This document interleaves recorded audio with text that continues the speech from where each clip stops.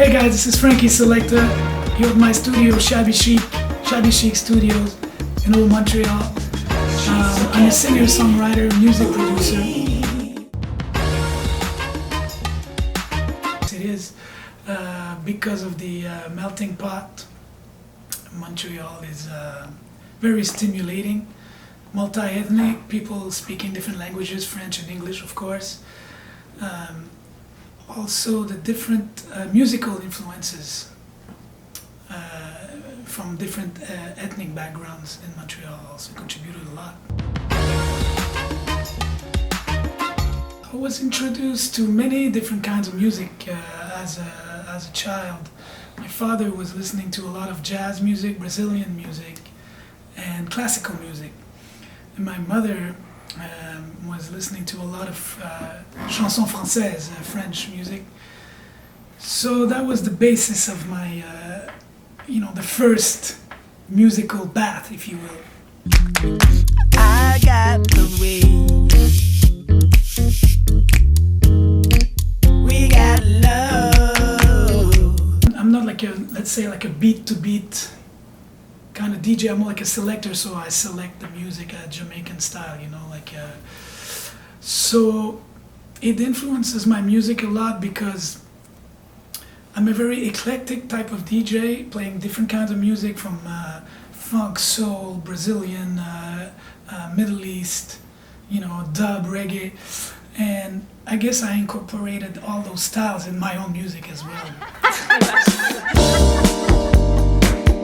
Well, never better, is the expression, how are you today? Never better, In the pandemic sort of atmosphere, it's sort of, I thought it was a good idea because I want my music to be uplifting, so it was sort of a tongue-in-cheek type thing,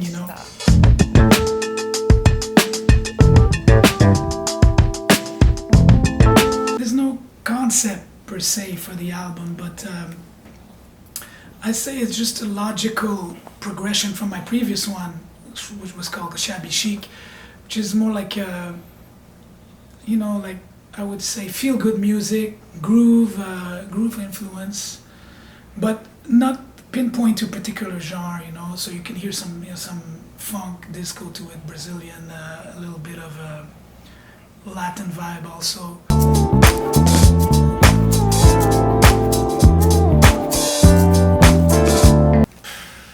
It's like asking which one of your kids do you love most, It's very difficult, but I like there's a song called Icebreaker on the album.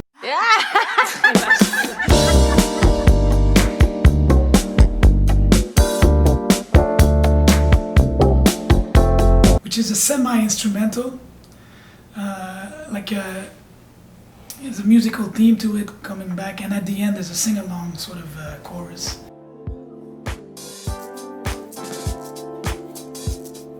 Well, the line is because you don't do it consciously, and also I'm from a multi-ethnic background. My father's Lebanese, my children are half Jamaican, and I have family in Jamaica, in Brazil. So I've been exposed to that music a lot. I lived in Jamaica a lot also, and I like the way Jamaican music evolves on its own,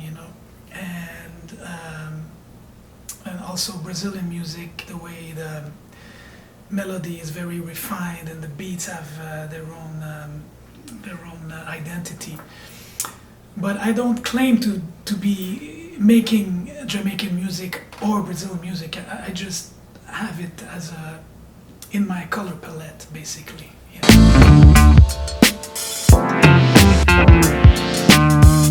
It's a nice challenge because it brings you places where you wouldn't go for your own self, so you have to follow certain rules, and true, it could affect your creativity, but also sometimes it's nice to have boundaries because it sort of channels the creativity.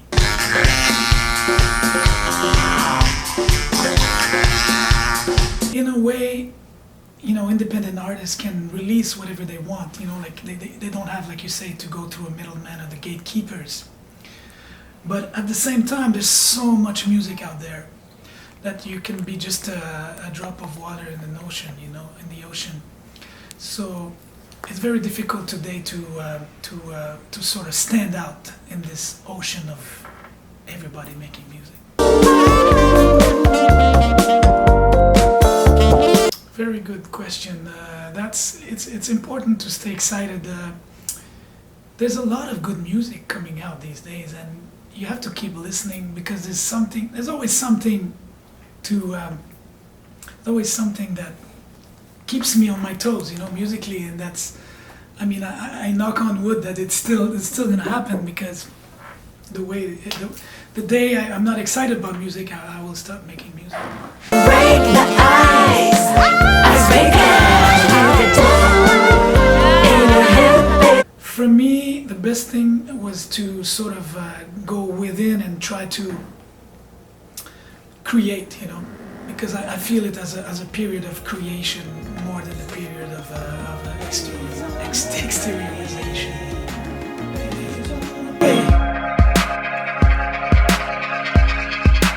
Did you know that she's so carefree?